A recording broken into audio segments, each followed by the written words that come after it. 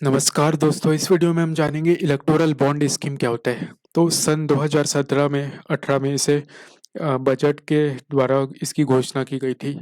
हाल ही में ये चर्चा में इसलिए क्योंकि भारत के चीफ इंफॉर्मेशन कमिश्नर जो कि फिलहाल वाई के सिन्हा यशवर्धन सिन्हा हैं, उन्होंने यह बयान दिया कि जो लोग चंदा दान करते पॉलिटिकल पार्टियों को इलेक्टोरल बॉन्ड स्कीम्स के द्वारा, उन सभी की आइडेंटिटी को डिस्क्लोज करना आरटीआई एक्ट के थ्रू पब्लिक स्फीयर में ये किसी तरीके से पब्लिक इंटरेस्ट को सर्व नहीं करता तथा ये एक तरीके से आरटीआई एक्ट को हनन करता है। तो ये जानते हैं कि किस तरीके से आरटीआई एक्ट को हनन करता है। तो आरटीआई एक्ट का सेक्शन 8 यह कहता है कि तथा ये छूट देता है उन पब्लिक अथॉरिटीज को कि वे वो सभी इंफॉर्मेशन जो कि एक तरीके से फिड्यूशरी रिलेशनशिप में होती है, उन्हें वे आम जनों तक आरटीआई एक्ट के थ्रू जाने से रोक सकते हैं या वे चाहे तो उसे डिस्क्लोज नहीं कर सकते, अगर जब तक कि कोई कॉम्पिटेंट अथॉरिटी को ना लगे कि ये किसी लार्जर पब्लिक इंटरेस्ट में सर्व हो तथा ये किसी प्रकार से लाभकारी हो आम जनों के लिए। तो फिड्यूशरी हमने देखा, फिड्यूशरी रिलेशन, तो फिड्यूशरी वो पर्सन होता है जो कि किसी तरीके की कानूनी या फिर नैतिक संबंध रखता हो जो कि भरोसे पर स्थापित हो एक या एक से अधिक व्यक्तियों के बीच में।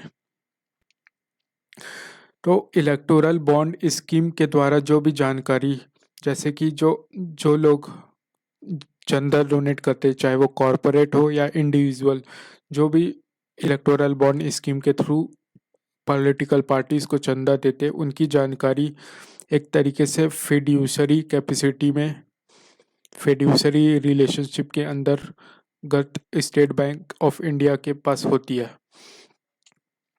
तो अगर स्टेट बैंक ऑफ इंडिया अगर आरटीआई एक्ट को का पालन करते हुए या उसे मानते हुए अगर इन जानकारियों को रिलीज करता है, तो ये एक तरीके से उसके फिड्यूशरी रिलेशनशिप जो कि एक तरीके का कानूनी एवं नैतिक संबंध है जो कि भरोसे पर स्थापित हुआ इलेक्टोरल बॉन्ड इस स्कीम के through state bank of India और पॉलिटिकल पार्टीज के बीच, वो इससे ब्रेक हो जाएगा।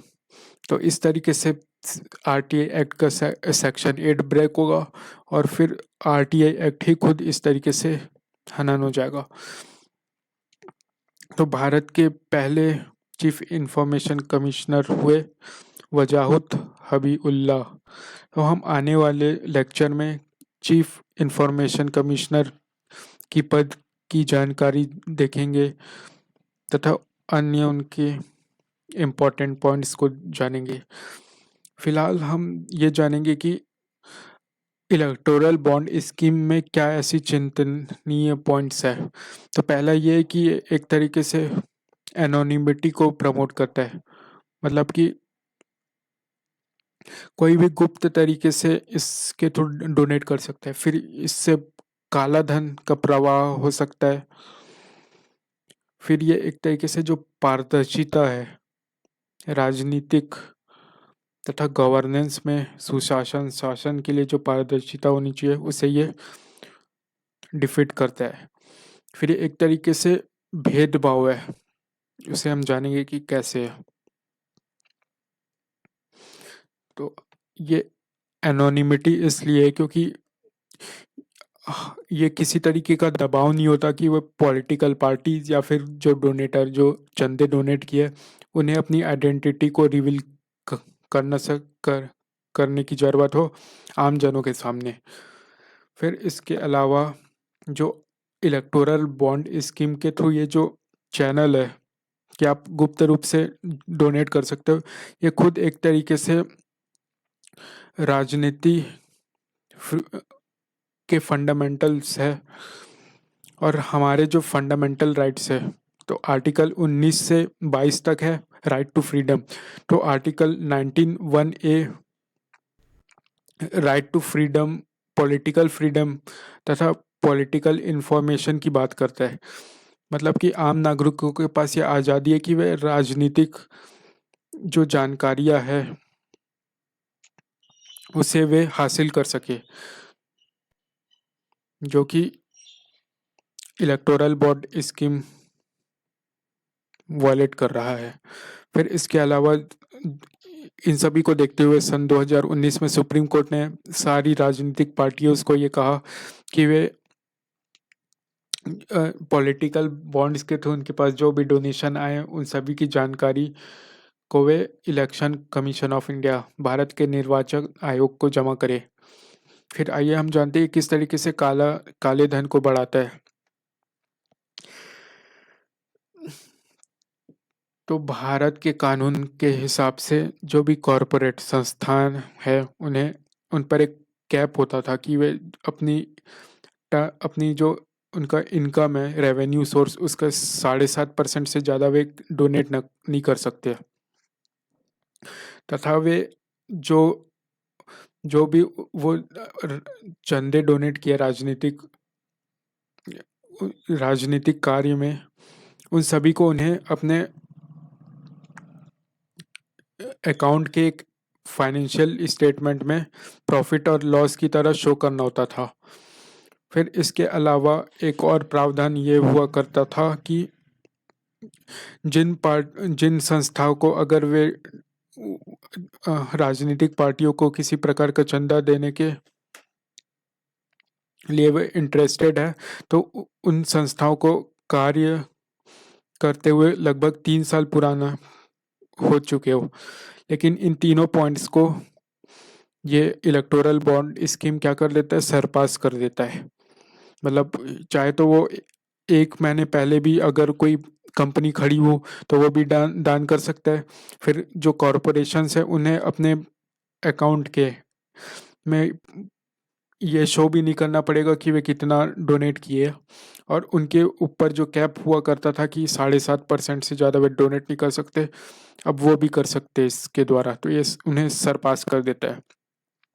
फिर एक सबसे बड़ा समस्या ये है कि ऐसे कंपनीज जो कि बहुत ज़्यादा नुकसान में चल रही हो तथा बंद होने की कगार पर हो, वो अपने सारे फंड को कहाँ डोनेट कर सकते हैं, पॉलिटिकल पार्टीज को, और वो भी गुप्त तरीके से। तो इससे क्या होगा कि जो कॉरपोरेशंस जो अपने टैक्स या फिर जो उनके पास काला धन मौजूद है, जो उन्होंने गैर कानूनी तरीके से बनाए हैं, अगर वो उन्हें टैक्स हेवन देशों में जैसे कि Switzerland, Singapore, Mauritius, haven islands और इसके अलावा और जो टैक्स हेवन कंट्रीज़ है वहाँ पर वो जमा करके रखते हैं, तो उसे वो बिना किसी कानूनी दबाव के या बिना किसी कानूनी डर के वे इसको डायरेक्ट ट्रांसफ़र कर देंगे पॉलिटिकल पार्टीज़ को। फिर ये एक तरीके से पारदर्शिता को हराता है। तो पॉलिटिकल फाइनेंस का एक फंडामेंटल प्रिंसिपल ये है कि जो आम जन है या फिर पब्लिक स्फीयर, उन्हें इस बारे में सारी जानकारी होनी चाहिए कि जो पॉलिटिकल पार्टीज है वो कहाँ से उनके पास चंदे आ रहे हैं, तथा कौन वो कॉरपोरेट्स है, कौन वो कंपनीज है जो लोग उन्हें दान कर रहे हैं। लेकिन अब हमें इस बारे में कोई जानकारी नहीं कि हम जिस पार्टी को वोट करने जा रहे हैं उसके पास चंदा लीगल तरीके से आ रहा है, इलीगल तरीके से आ रहा है। फिर एक तरीके से भेदभाव करता है, एक एसिमेट्रिक ओपेसिटी है। तो जो गवर्नमेंट है वो हमेशा ये पोजीशन में होगी कि वो डोनर कौन है वो इसकी जानकारी वो ले सकेगी, लेकिन ये जो जानकारी है वो सिर्फ उन्हीं सरकार के पास होगी जो कि उस वक्त सत्ता में रही होगी, तथा जो सरकारें इस वक्त अभी सत्ता में नहीं है उनको ये जानकारी लेने का कोई अधिकार नहीं है इन कानूनों के हिसाब से। तो क्या हुआ, एक भेदभाव हुआ। कि पॉलिटिकल पार्टीज अपने वोटर्स, अपने डोनर्स को बड़े अच्छे से ट्रैक कर पा रही है कि हमारे चंदे कहाँ से आ रहे हैं, तथा हम उन्हीं लोगों को ज़्यादा रिझाए रखेंगे ताकि हमारे डोनेशन आते रहे। जबकि जो दूसरी पार्टी है जो सत्ता में नहीं है, वो और ज़्यादा कमज़ोर होते रहेगी, क्योंकि उनके पास अपने डोनर्स, हमारे वोट बैंक कौन है, इसके बारे में कोई जानकारी नहीं रहेगी। अब हम पारदर्शिता में ये भी देख सकते हैं कि कोई टेररिस्ट ऑर्गेनाइजेशन है, हो सकता है वो भी डोनेट करे। जैसे मान लीजिए कि भारत में कोई ऐसी पॉलिटिकल पार्टीज है जिसके पास जो चंदा किसी टेररिस्ट ऑर्गेनाइजेशन से आ रहा है, तो इसकी जानकारी होना देश की सिक्योरिटी के लिए बहुत ही ज़्यादा ज़रूरी रहता है। लेकिन अनफॉर्चुनेटली ये इस वक्त मौजूद नहीं है। अब हम जानेंगे कि इलेक्टोरल बॉन्ड क्या होता है। तो एक तरीके का कर मुक्त फाइनेंस इंस्ट्रूमेंट होता है जिससे हम गुप्त डोनेशन कर सकते हैं पॉलिटिकल पार्टीज को। ये एक पी नोट्स की तरह होता है। तो प्रॉमिसरी नोट क्या होता है, ये हम आने वाले इकोनॉमिक्स के लेक्चर में पढ़ेंगे। ये बॉन्ड कौन खरीद सकता है? भारत का कोई भी नागरिक या फिर कोई भी संस्था जो कि भारत में इस्टेब्लिश्ड हो तथा भारत में वे स्वचालित हो। तो कोई भी भारत का एक इंडिविजुअल पर्सन या फिर वो किसी ग्रुप ऑफ इंडिविजुअल वो इसे ले सकते हैं। फिर जो डोनेशन रहता है वो किन वैल्यूज में रहते हैं? 1000 के बॉन्ड में आते हैं, 10,000, 1 लाख, 10 लाख और 1 करोड़ के बॉन्ड में, जो कि सिर्फ और सिर्फ SBI, state bank of India के ब्रांचेस से ली जा सकती है। अब ये बॉन्ड हम कब परचेज कर सकते? तो जनवरी, अप्रैल, जुलाई और अक्टूबर के 10 दिनों में लिया जा सकता है, जो कि सेंट्रल गवर्नमेंट चयनित करेगी उन 10 दिनों को।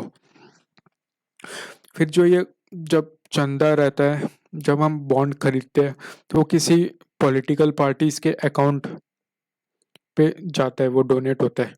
फिर वो उन पॉलिटिकल पार्टीज के पास 15 दिनों का वक्त होता है कि वो 15 दिन के अंदर उसे रिडीम कर सके।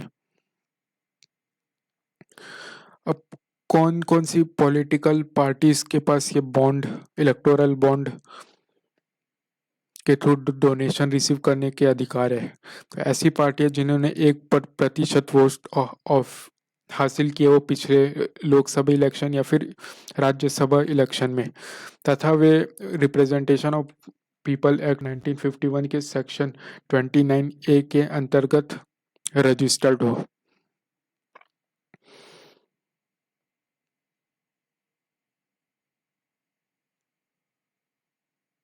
तो हमने देखा कि ये बॉन्ड कोई भी एक व्यक्ति विशेष जो कि भारत का नागरिक हो या फिर भारत की कोई संस्था हो जो कि भारत में निर्मित हो या फिर वो भारत में कार्यरत हो, वे सभी इनमें डोनेट कर सकते हैं। तो ये जो डोनेशन है वो एक व्यक्ति विशेष, इंडिविजुअल पर्सन भी डोनेट कर सकता है या फिर वो किसी अन्य व्यक्ति विशेष के साथ ज्वाइंटली डोनेट कर सकता है। तो इस बॉन्ड में जो डोनर है उसका नाम मेंशन नहीं होगा। तो आज के लिए इतना ही। अगले लेक्चर में हम देखेंगे कि चीफ इंफॉर्मेशन कमिश्नर क्या होता है, उसकी पद क्या होती है, तथा उनके कार्य क्या होते हैं, तथा उनके पावर्स क्या होते हैं।